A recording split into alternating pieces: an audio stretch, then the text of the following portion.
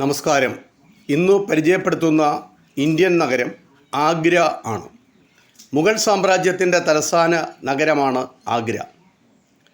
ഉത്തർപ്രദേശിലെ പ്രധാന പട്ടണങ്ങളിലൊന്നായ ആഗ്ര യമുനാ നദിയുടെ തീരത്താണ് സ്ഥിതി ചെയ്യുന്നത്. 1503 ലോധി വംശത്തിലെ സുൽത്താൻ സിക്കന്ദർ ലോധിയാണ് ആഗ്ര എന്ന നഗരം സ്ഥാപിച്ചത്.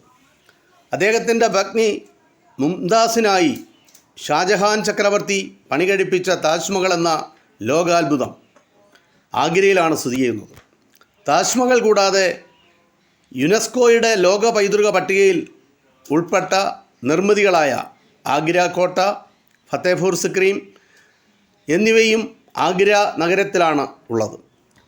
മോത്തി മസ്ജിദ്, ഖാസ് മഹൽ, ജഹാംഗീർ പാലസ് എന്നിവ ആഗ്രയിൽ സ്ഥിതി ചെയ്യുന്ന ചരിത്ര സ്മാരകങ്ങളാണ്.